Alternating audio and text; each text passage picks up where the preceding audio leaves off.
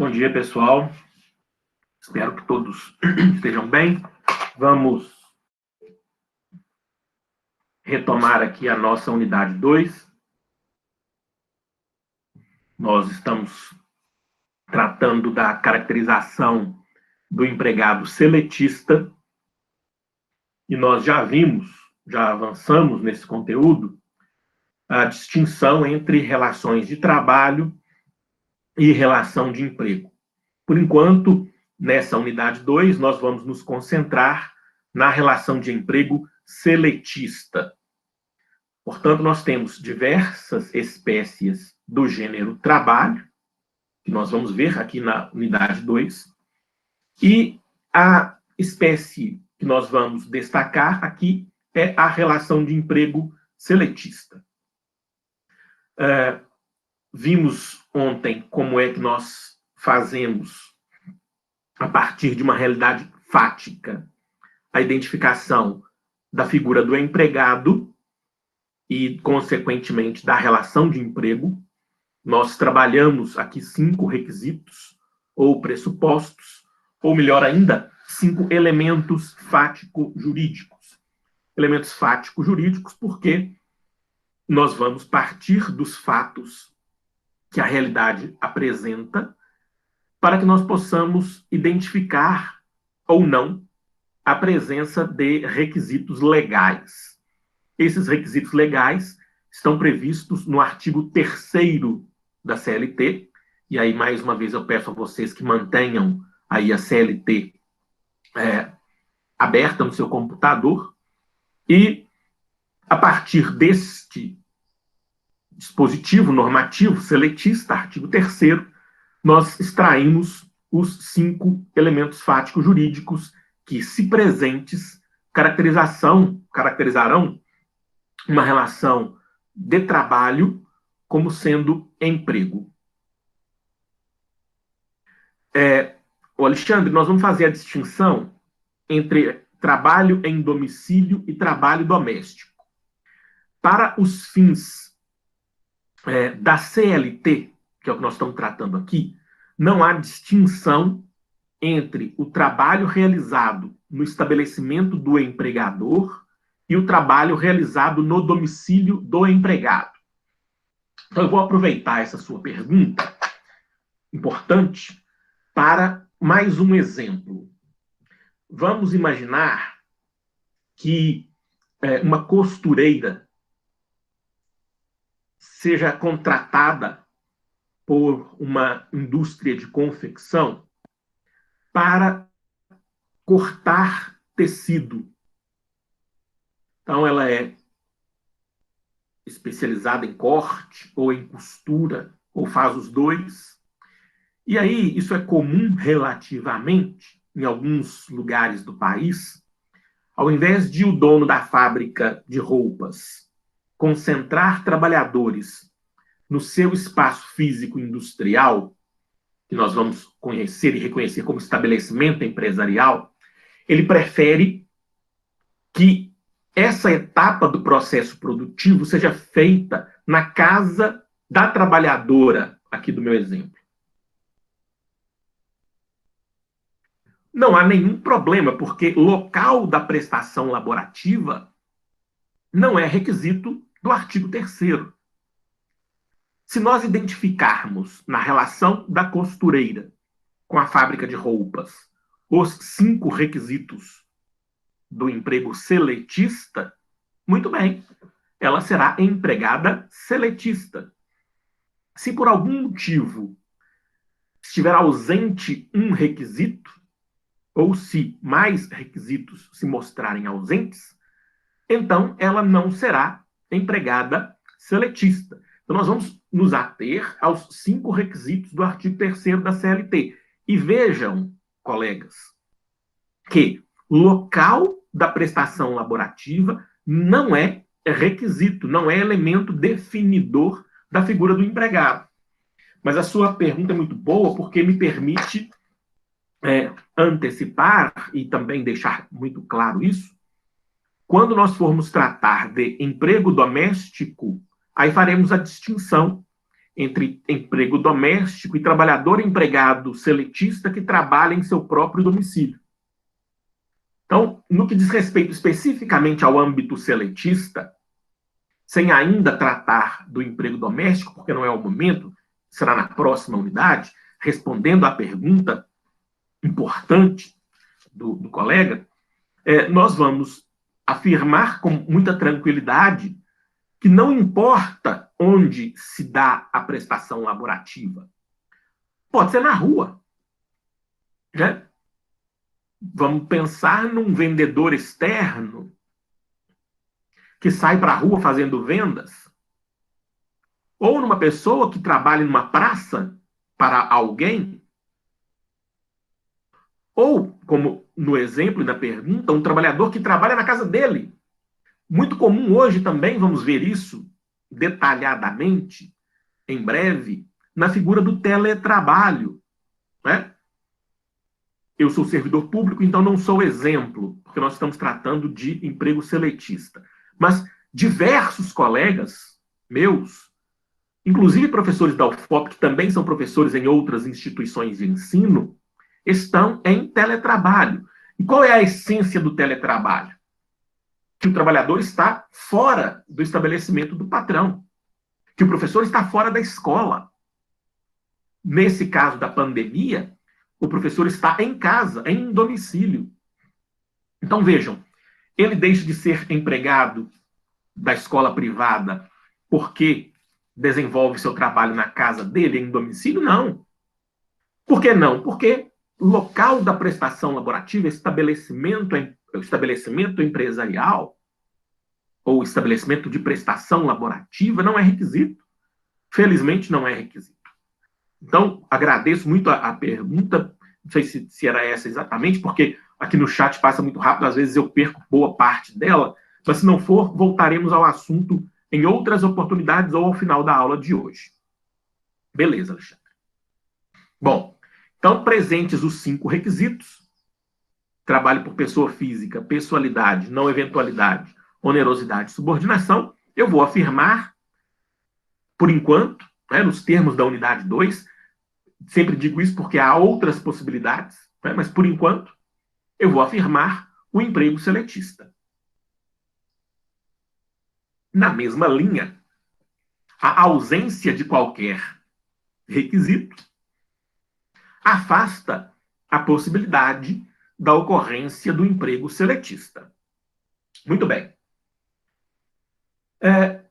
Nós vamos tratar, nessa unidade 2, de algumas situações de trabalho que são relevantes economicamente, mas não são relevantes juridicamente para fins de direito do trabalho, na sua concepção mais clássica, comum. Por que nós vamos analisar vínculos trabalhistas não empregatícios? Como eu disse, por sua relevância econômica e porque alguns deles ensejam direitos que não são necessariamente aqueles próprios de direito do trabalho. E aí eu vou hoje começar deliberadamente por trabalhador autônomo. Por quê? Porque eu quero voltar ao requisito subordinação. Nós terminamos ontem a aula com o requisito subordinação e eu vou recomeçar, ou melhor, eu vou começar a aula de hoje por ele. Por quê? Mais uma vez, tende a ser o requisito mais controvertido nos processos judiciais, mais recorrentes nas discussões no âmbito do Poder Judiciário, e também aquele requisito que mais enseja teorizações jurídicas, livros, teses de doutorado, dissertações de mestrado. A subordinação, ela tende a figurar no centro do conceito de emprego. Porque, historicamente, ficou marcada a subordinação como elemento distintivo principal entre trabalho não empregatício e trabalho com vínculo empregatício.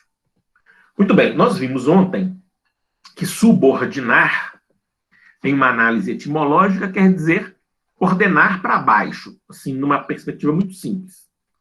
Uma análise também simples, eu costumo dizer e reafirmo que no sistema capitalista a subordinação quer dizer um manda, outro obedece. O patrão manda, o empregado obedece. Então, a ideia básica, clássica de subordinação é relativamente simples. Ela se revela pela ocorrência de ordens diretas quanto ao modo da prestação laborativa. Quem define o modo do trabalho não é quem trabalha. Quem define o modo do trabalho é o contratante. Por quê? Porque ele detém os meios de produção, ele detém os fatores de produção, ele organiza capital trabalho, ele corre os riscos do empreendimento, ele assume eventuais prejuízos e, então, por isso, natural que ele, contratante, tenha a prerrogativa da organização. É ele que define, é ele que organiza. Afinal de contas, é ele que incorre os riscos. Ele, contratante, arca com os prejuízos. Então, por isso, ele exerce o poder. Ele manda e o outro obedece. Agora, em muitas situações, como também nós vimos ontem, esse mando, essa ordem, esse comando, ele é fluido, silencioso. Às vezes, nós temos a impossibilidade de provar judicialmente que houve ordem patronal quanto ao modo da prestação laborativa. Por isso que nós, em algumas situações especiais, principalmente aquelas voltadas à economia da tecnologia digital, nessas situações nós podemos e devemos buscar outros caminhos teóricos e de aplicação da lei. São os caminhos de subordinação estrutural, de subordinação objetiva, de parasubordinação, de subordinação potencial, de subordinação reticular. Há várias possibilidades. Vocês vão ver aí na doutrina uma série de possibilidades de conceituação em torno da subordinação. E, dependendo do caso concreto, você pode e deve buscar o respaldo doutrinário e jurisprudencial que se adeque à sua tese. Né? Se você está defendendo a tese do trabalhador, você terá uma variedade de possibilidades doutrinárias, interpretativas e de aplicação da regra. Se você está defendendo a tese do patrão, você vai dizer, não, subordinação é ordens quanto ao modo da prestação laborativa. Então, nós temos aí um espaço muito amplo, teórico e prático, em torno da subordinação. Mas hoje eu gostaria de destacar o seu contrário, a autonomia. Por que a autonomia é contrário de subordinação? Também nós podemos buscar na raiz do termo. Está posto aí na projeção, está posto o termo autonomia, decorre ou deriva de auto, nomos, né? Autônomo, auto, nomos. Auto é próprio, ou como prefere a Wikipedia, de si mesmo, e nomos é lei. Então tá fácil. Auto, próprio, nomos, lei ou regra. Trazendo para o trabalho autônomo, o que isso significa? Que trabalhador autônomo é aquele que fixa a sua própria regra em relação ao seu trabalho. Então, na autonomia, exatamente em sentido contrário àquele de subordinação, quem define o modo do trabalho é o próprio trabalhador. Ele dita as regras do próprio trabalho. Ele diz como vai trabalhar. Na prática, ele fixa o horário, ele fixa o método, ele fixa os instrumentos, ele define o que é que vai fazer para alcançar aquilo que foi contratado, sem que o contratante interfira nessa prestação laborativa. Então, na autonomia, obviamente aqui, nós temos o contrário de subordinação jurídica. Qual é a consequência? Ora, se o trabalho é autônomo, ele jamais será emprego. Por quê? Porque o seu trabalho é autônomo, ele não é subordinado. Se o trabalho não é subordinado, falta um requisito do artigo 3º. Se falta um requisito do artigo 3º, nós não reconheceremos naquele trabalhador a possibilidade do emprego. Então, ele não tem direitos trabalhistas no final das contas. Ele é um trabalhador não empregado e que não terá acesso, não terá no seu contrato direitos trabalhistas. A sua relação será contratual civil, marcada, portanto, pela autonomia das vontades, liberdade contratual plena. O trabalhador autônomo, por não seguir ordens do contratante quanto ao modo da prestação, por não se inserir estruturalmente no âmbito da prestação laborativa, ele dirá os modos do trabalho e, consequentemente, não terá vínculo empregatício e direitos trabalhistas. Bom, isso é assim no mundo inteiro, praticamente. Isso é assim desde sempre. Em alguns países, isso é assim desde o século XIX. Aqui no Brasil, isso é assim desde 1943, com a CLT. Mas a reforma trabalhista sempre quer melhorar a vida do patrão. E eu chamo a atenção aqui para o artigo 442B da CLT reformada. Peço que vocês abram aí o texto da lei, por favor. Eu acompanhei de perto a rapidíssima tramitação da reforma trabalhista, obviamente. Já estava na UFOP no momento da tramitação e eu reunia semanalmente o grupo de estudos de direito do trabalho da UFOP para o acompanhamento da reforma trabalhista.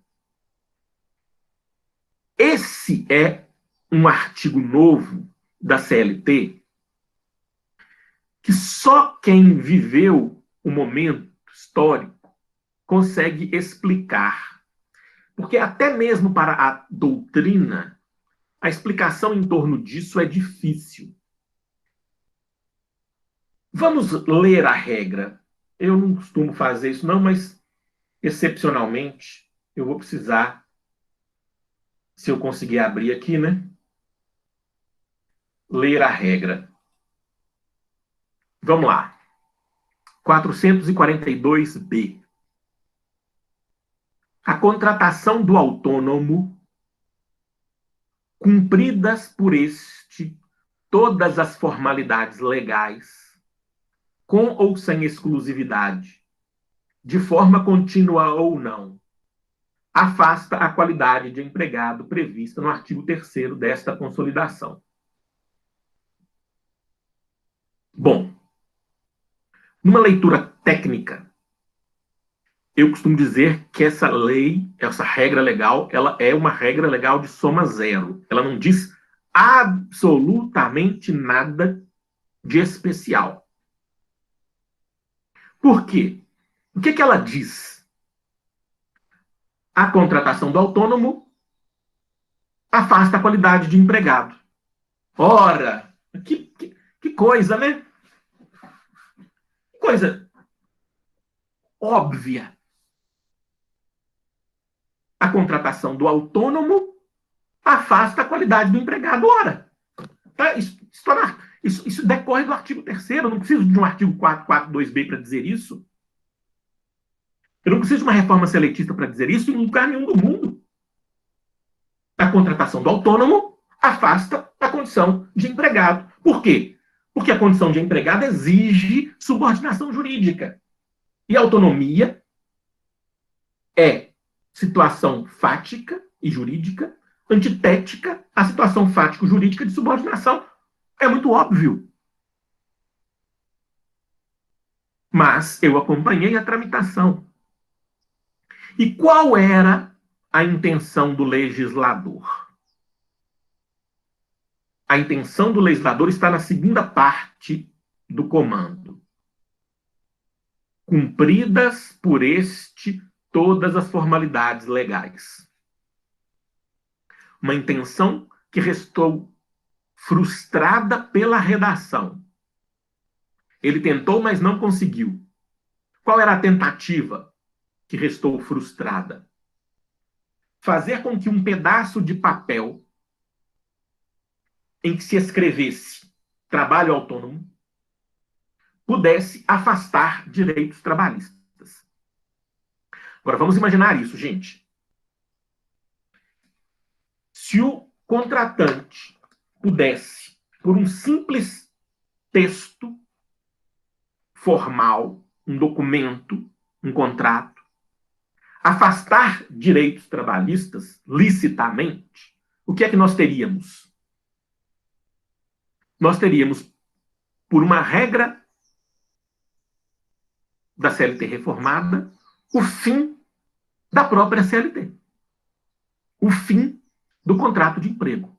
Porque bastaria ao contratante colher a assinatura do trabalhador no momento da admissão, em que ele dissesse ser um trabalhador autônomo. Mas por que é que isso não deu certo? Primeiro, porque o legislador estava com pressa. Segundo, porque o legislador estava influenciado por fatores externos diversos.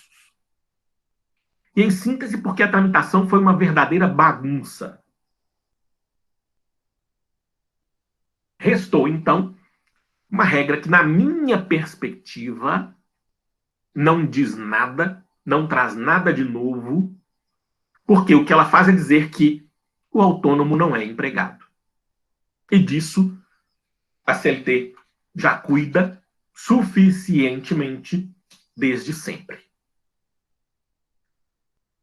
Alguma dúvida, pessoal, com relação ao que está posto aqui?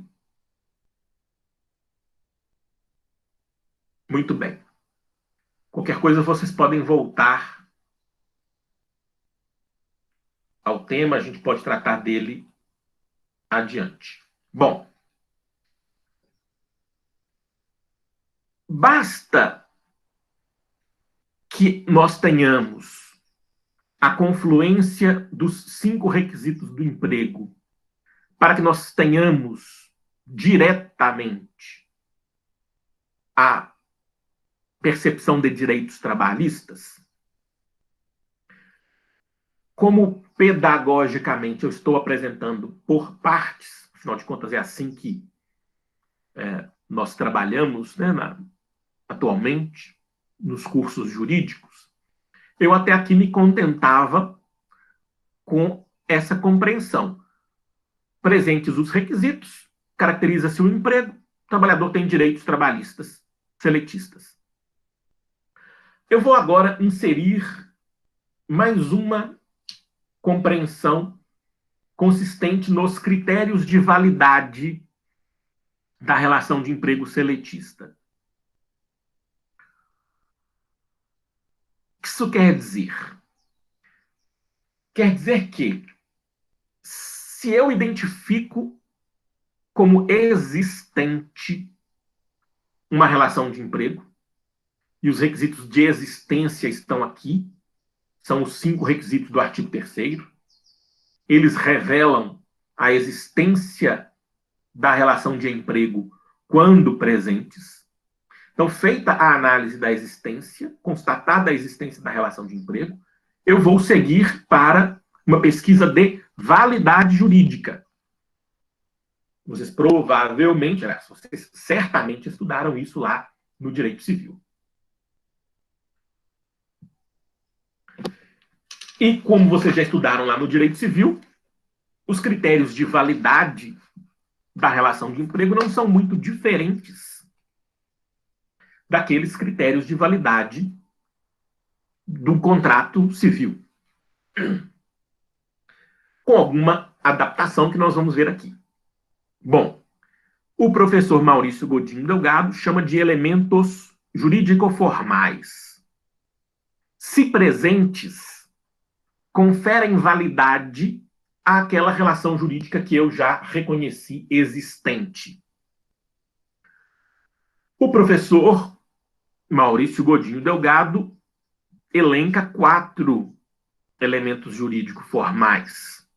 E eu me permito discordar para exigir apenas 2. Mas vamos trabalhar na doutrina majoritária e vamos tratar de 4 elementos jurídicos formais. Os 2 primeiros eu verei atentamente, amplamente, e os 2 últimos eu pessoalmente não vejo pertinência trabalhista e farei breve apresentação para vocês. Bom, qual é o primeiro elemento jurídico formal? E aí vocês já podem ver na projeção. Capacidade laborativa, que no direito do trabalho se prende à ideia de idade para trabalho. O que isso quer dizer?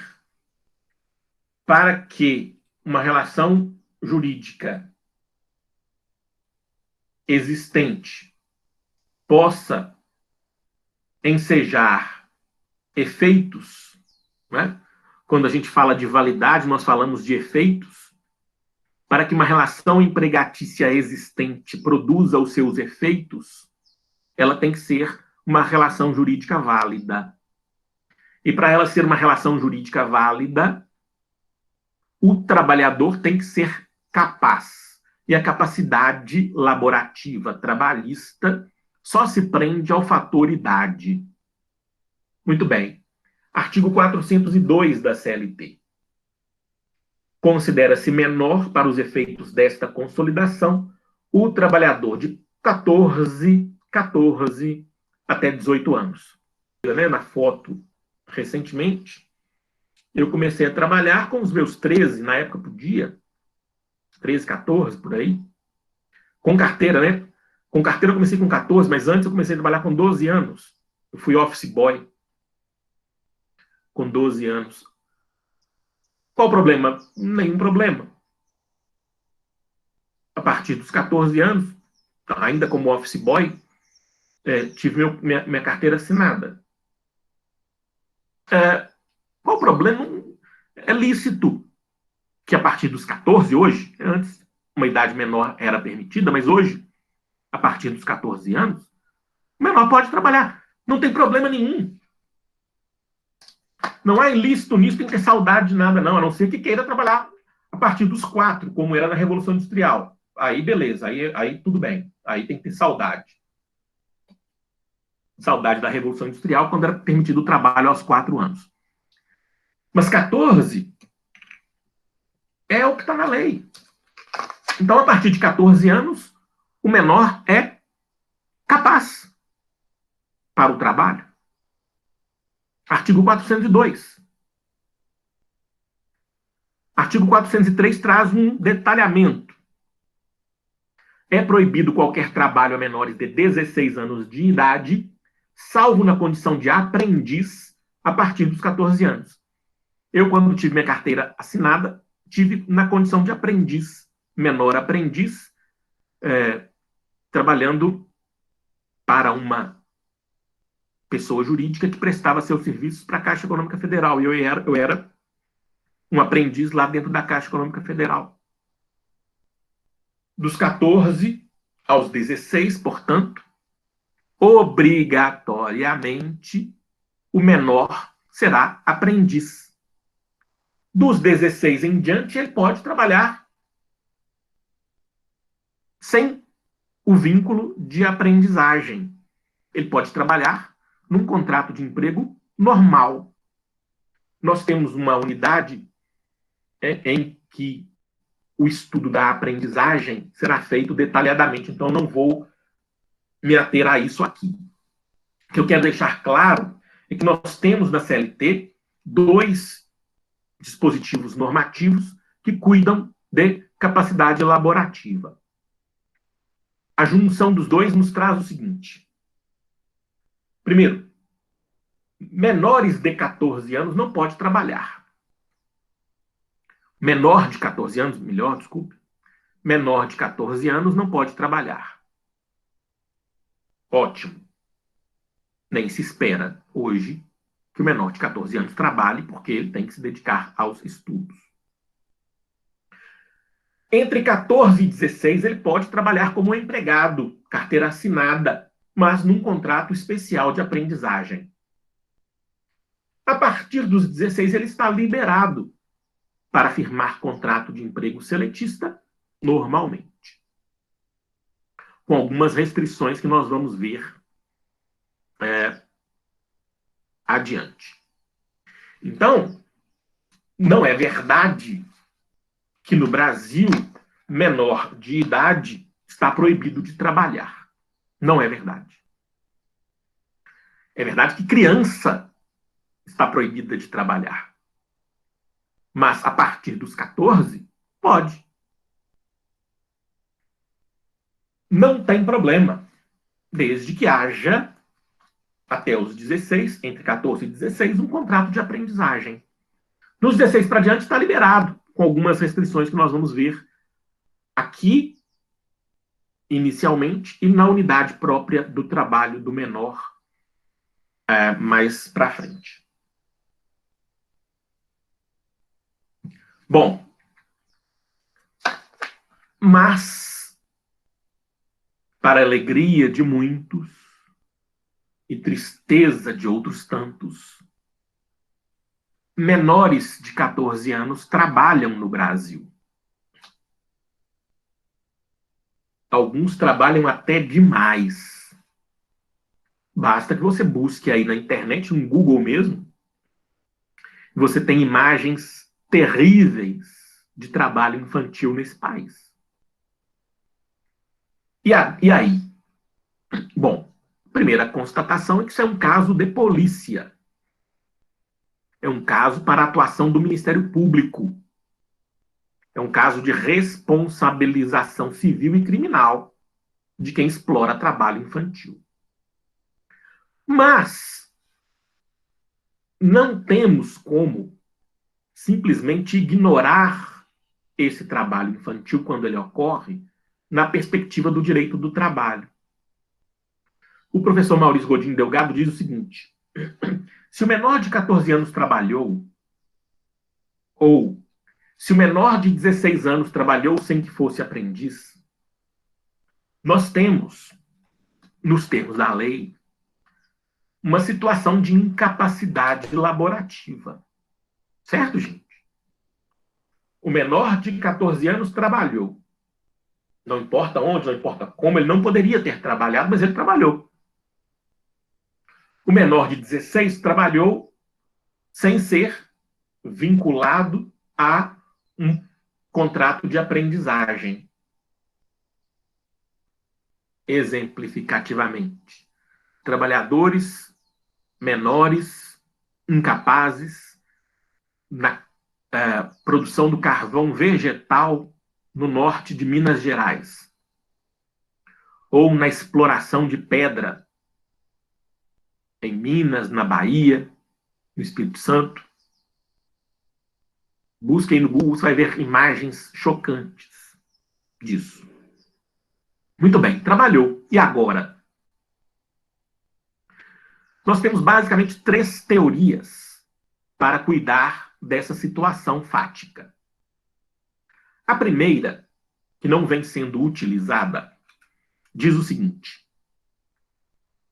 o direito do trabalho não deve se imiscuir nisso. O direito do trabalho não deve cuidar disso.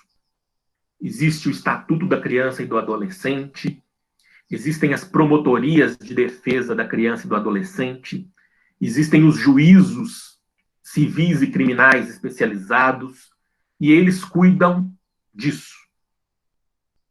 Não cabe ao direito do trabalho dizer sobre direitos decorrentes, porque não há, de uma relação firmada por um incapaz, absolutamente incapaz.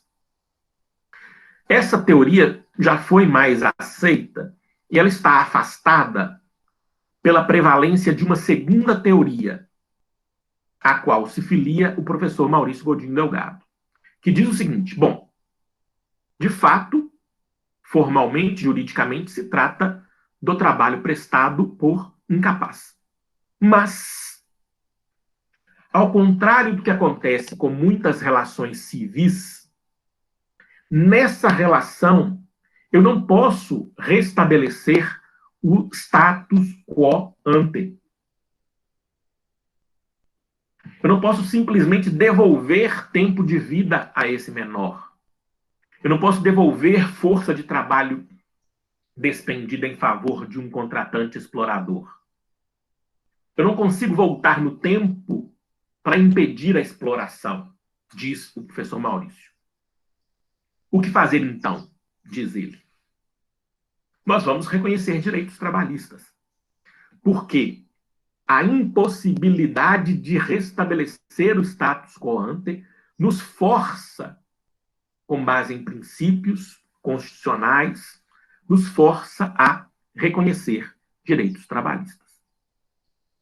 Então, o professor afastará a ausência de requisito jurídico formal para reconhecer direitos.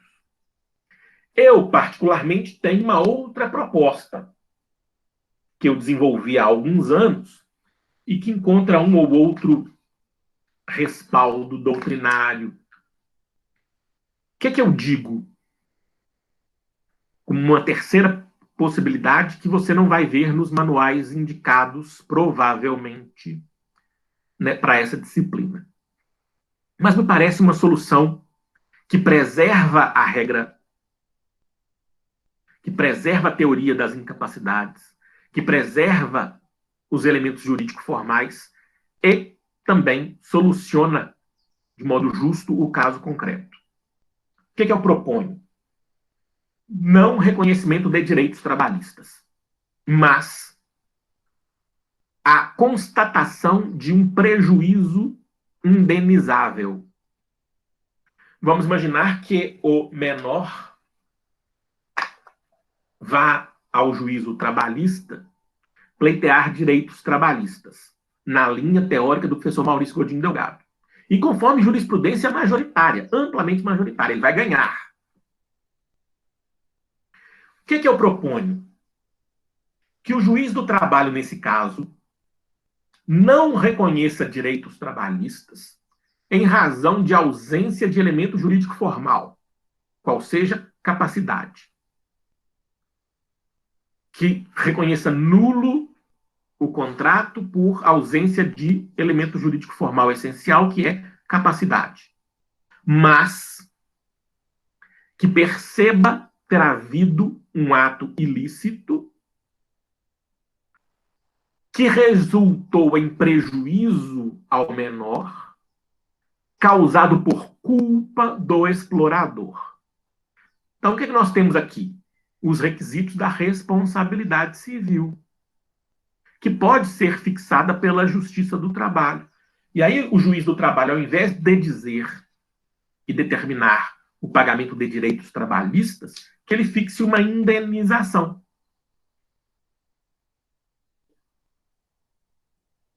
Esse é um problema, Zé Mauro. Não tem como contar tempo para aposentadoria, porque o INSS não vai dar registro, porque não pode, não tem como.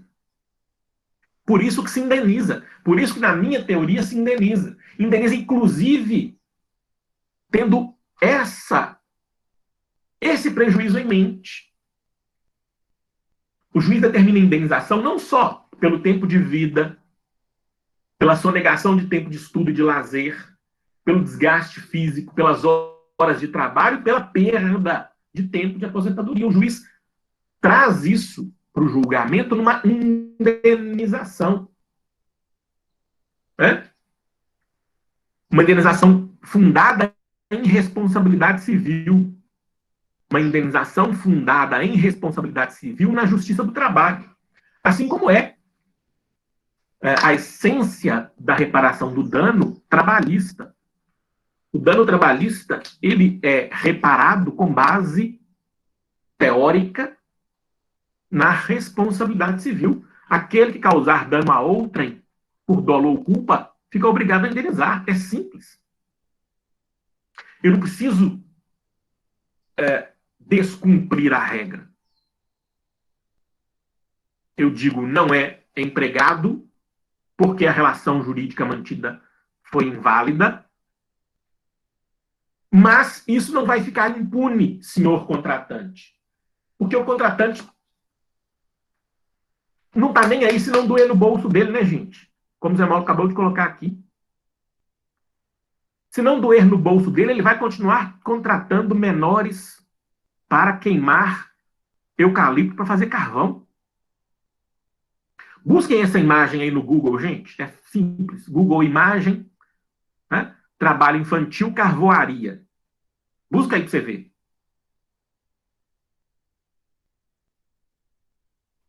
Indeniza. Manda indenizar pesado. Indeniza pesado. Porque senão não resolve, não. Muito bem.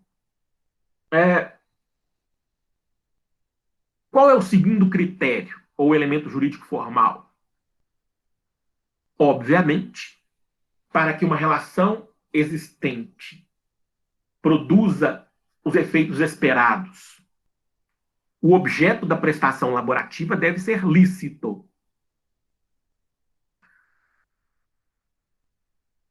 O ilícito não gera direitos, né? Eu vou começar pelo ilícito e depois eu trato de trabalho proibido, tá, gente? Importante essa distinção. Só o ilícito. E aí, Isadora, o Estatuto da Criança e do Adolescente reproduz o que está na CLT, não é isso? Posso falar rapidinho? Claro. Não, é porque no artigo 60 do ECA está falando que é proibido qualquer trabalho a menores de 14 anos, salvo na condição de aprendiz. E aí, isso, para mim, dá uma interpretação de que, salvo na condição de aprendiz, você pode contratar menores de 14 anos.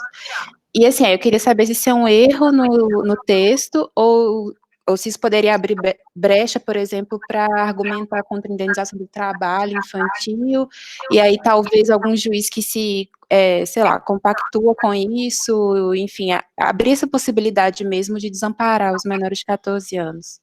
Eu estou abrindo aqui agora, e vou ver aqui como é que está a redação, mas enquanto eu abro aqui, eu já te respondo.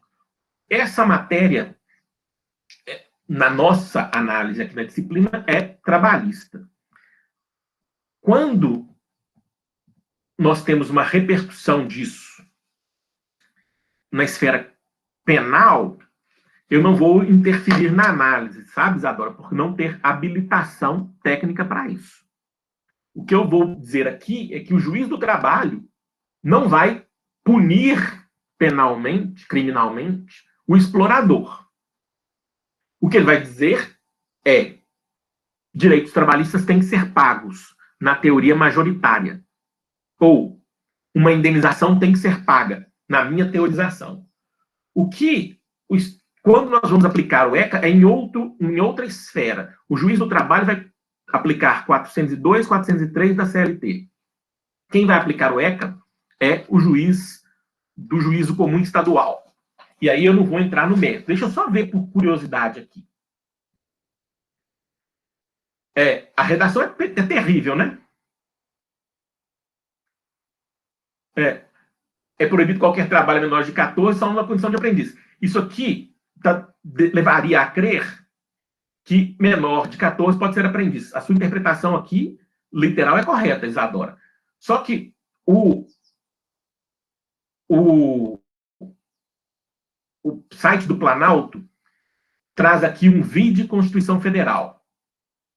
Me parece, e aqui eu posso, depois a gente pode ver, que houve uma alteração constitucional posterior ao ECA e ela não foi objeto de uma atualização na lei de 1990. Se não me engano, é isso, tá, Isadora? A Constituição foi modificada e o legislador ordinário não mudou no Estatuto da Criança e do Adolescente. Me parece, tá? Ser isso. É isso, porque a CLT foi mudada em 2000 por força de uma mudança constitucional. Depois a gente recupera o histórico disso, Isadora. Até se você puder propor essa discussão lá no Moodle, vai ser uma boa discussão de uma perspectiva histórica. Porque houve uma mudança constitucional. Me parece que, originariamente, a Constituição dizia 12 anos como aprendiz, agora diz 14. Então, me parece que a mudança foi essa, mas é só uma impressão, tá? Essa perspectiva histórica a gente pode recuperar lá na plataforma. Mas, no que concerne ao direito do trabalho, essa é a regra com a qual o juiz do trabalho vai julgar. Ótimo, Isadora. Depois você coloca lá para nós. Mas voltando aqui, então. O ilícito não gera direitos trabalhistas. Se o objeto da prestação é crime ou contravenção, a pessoa que se insere na atividade criminosa ou contravencional, ela não pode, depois, pretender direitos trabalhistas.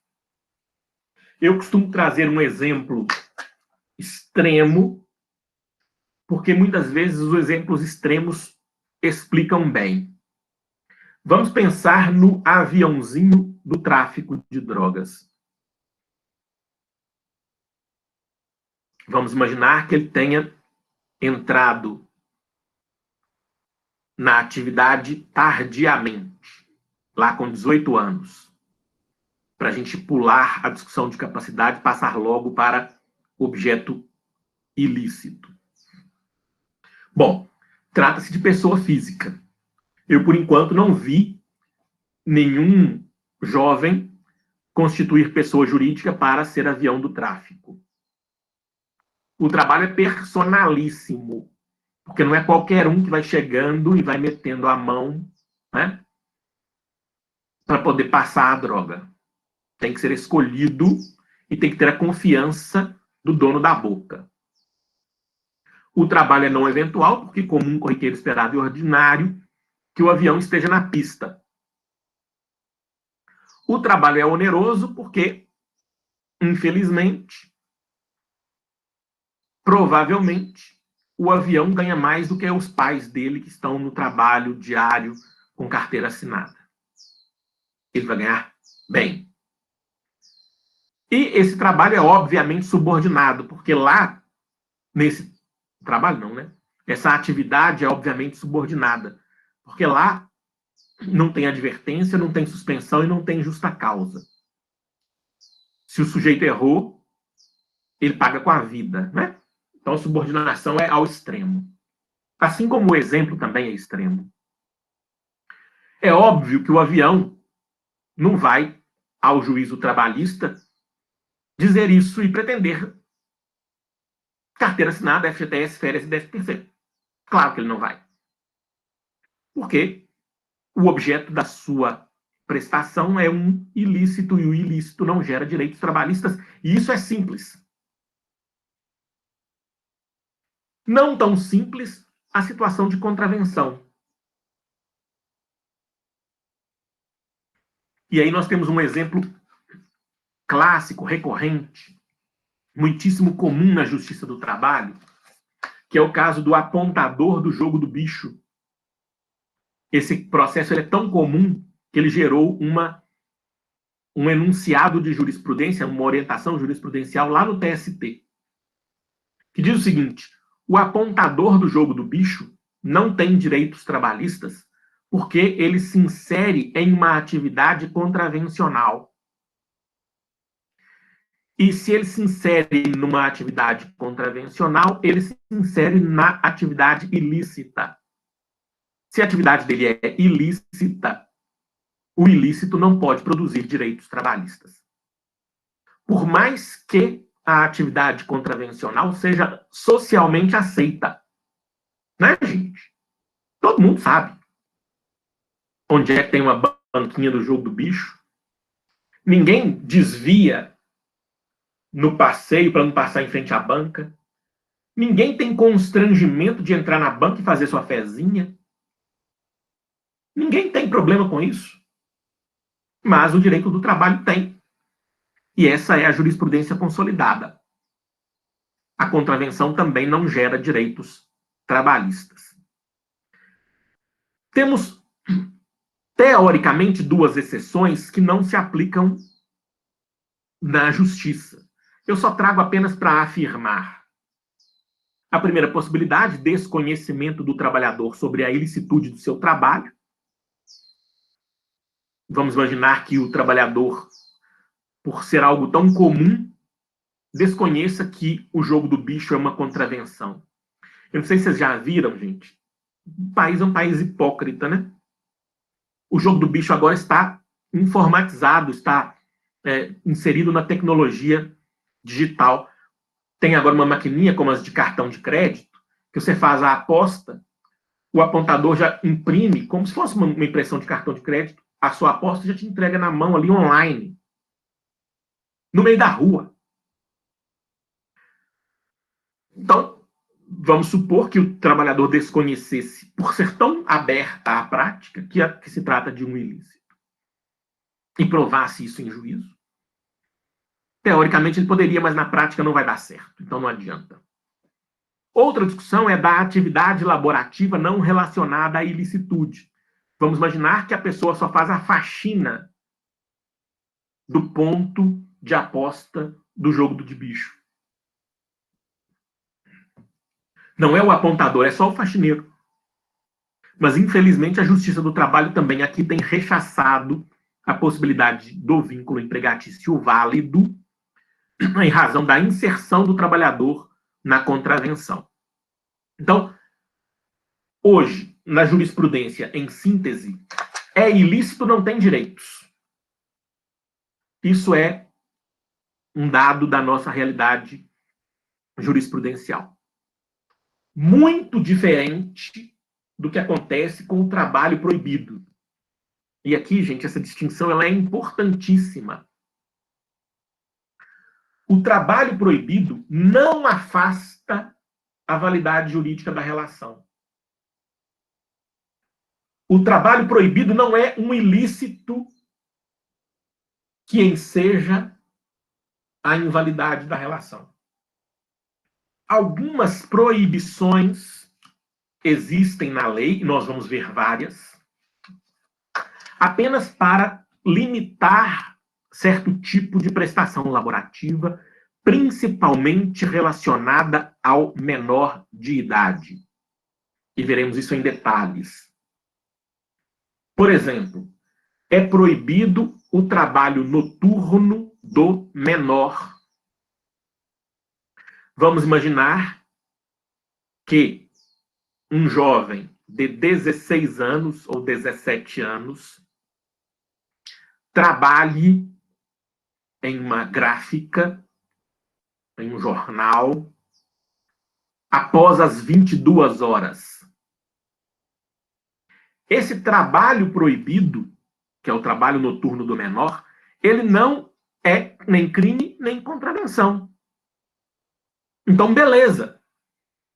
A relação continua válida, mas o empregador será multado pelo Estado brasileiro por ter contratado o menor para trabalhar à noite.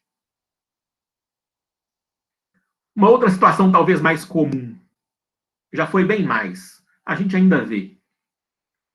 É proibido o trabalho do menor com venda de bebida alcoólica no varejo. De vez em quando a gente vê, né? Hoje bem mais raro. Então, vamos imaginar que um menor com seus 17 anos trabalhe no boteco.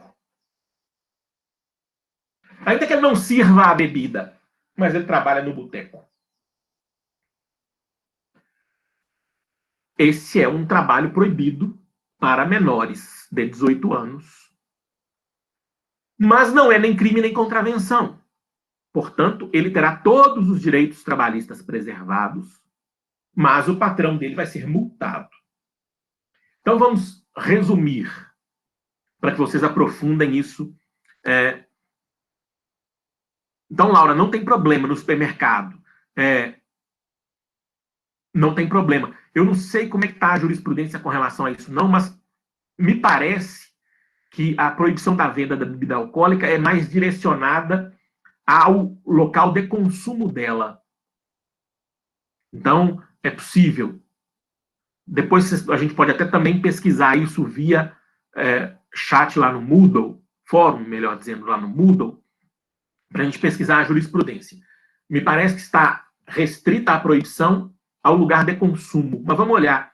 E nós vamos voltar a esse tema quando a gente for estudar especificamente o capítulo do trabalho do menor. Mas vamos retomar, assim. Ô, Henrique, eu não consigo ver sua pergunta toda, não, porque ela corta aqui. Você pode falar para nós, por favor? Eu meio que me perdi um pouco nessa questão do trabalho proibido. Apesar do empregador ele receber a multa, esse empregado ele não vai ter nenhuma garantia, nada assegurado? Ao contrário. Ele vai ter todos os direitos trabalhistas assegurados. Ah, sim. O que tira direitos trabalhistas é o ilícito. E Entendi. não o proibido. Então, questão também, né, Henrique, a exploração. Bastaria colocar o trabalhador em trabalho proibido para que o contratante se livrasse das obrigações trabalhistas. E, felizmente, não é assim. E até pelos exemplos que você citou também, assim, em geral, são trabalhos... ele está exercendo, às vezes, descumprindo alguma determinação legal, mas, assim, no geral, é uma atividade ali que não tem nada grave, assim. Exato. É isso aí. A ideia é essa mesmo. Ele vai ter todos os direitos. A relação jurídica é válida, mas vai ter uma multa para o patrão. E também não é grandes coisas a multa, não. Né? Não vai inviabilizar ninguém, não. Nem discutir ninguém a nada. Mas os direitos trabalhistas serão preservados. Eles só serão preservados no ilícito. Crime contra a intenção. No proibido, não há invalidação do negócio jurídico. Entendi, certo? Obrigado. Mauri, só desculpa interromper. Nesse assunto, eu posso falar daquela teoria dos fins do empreendimento? Tem alguma coisa a ver? Pode. Na verdade, a proibição, o trabalho proibido, ele tem tipificação legal seletista. E aí nós vamos ver. Existe um rol. E nós vamos trabalhar com o rol. O rol pode ter sido influenciado pelos fins do empreendimento? Pode. Mas, tecnicamente, é melhor que nós trabalhemos com o rol de proibições. Nós vamos fazer isso numa unidade específica. Nós vamos listar as proibições. Proibido o trabalho do menor à noite, em locais insalubres, em locais perigosos, em locais prejudiciais à sua moralidade, em locais que contem com venda de bebida alcoólica, em praças, em ruas. Então, nós temos um rol das atividades que são proibidas para menores. E é mais simples, é mais direto, sabe? É um rol legal. Tá, entendi. Obrigada. Nada. Bom, eu quando eu analiso essa situação, eu digo que esses são os dois únicos elementos jurídico-formais que garantem validade à relação jurídica de emprego. A doutrina vai dizer que se exige também forma prevista ou não proibida. Por que eu discordo? E aí eu explico o que é para dizer da discordância. Porque o contrato de emprego, para ser válido, nós vamos ver isso em detalhes, ele não precisa ser escrito, ele não precisa ser formal, ele não precisa ser assinado na carteira para que ele exista validamente. Nós vamos trabalhar isso, tá, gente? O contrato de trabalho ele pode ser expresso ou tácito, verbal ou escrito. Então, a existência e a validade não se prendem à forma.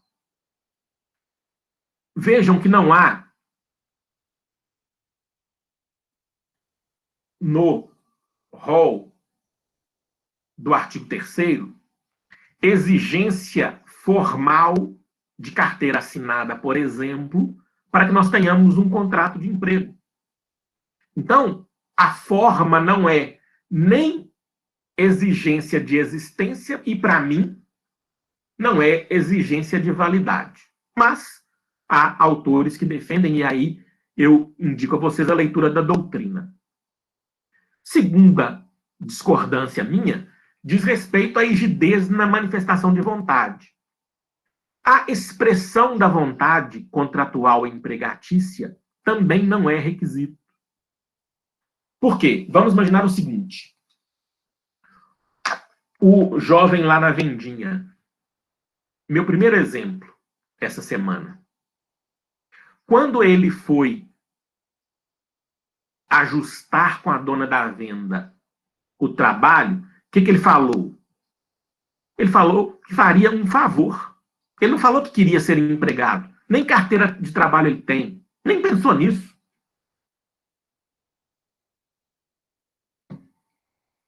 Na pejotização, o trabalhador PJ manifesta a sua vontade de ser PJ. Ele assina um contrato. Mesmo assim, se essa manifestação de vontade é veículo de fraude, ela será invalidada por força do princípio da primazia da realidade sobre a forma. Então, ainda que eu respeite muitíssimo a teoria que defende os 4 elementos jurídicos formais, eu vou trabalhar com vocês aqui apenas os 2 primeiros. Eu vou dizer que, se o trabalhador é capaz e se o objeto é lícito, isso é suficiente a conferir validade jurídica à relação de emprego. Eu vou terminar a exposição por aqui. Amanhã eu retomo desse ponto, eu repasso esse ponto, para que nós continuemos no desenvolvimento da unidade 2. Alguma pergunta? Algum comentário?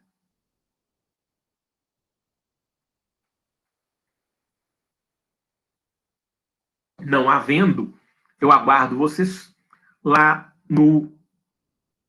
na plataforma Moodle. Estou indo para lá e aguardo vocês. Mais uma vez, muito obrigado. Bom dia para todo mundo. Nós nos vemos lá na plataforma daqui a pouco e amanhã, no mesmo horário, 8h30. Bom dia, bons estudos para vocês.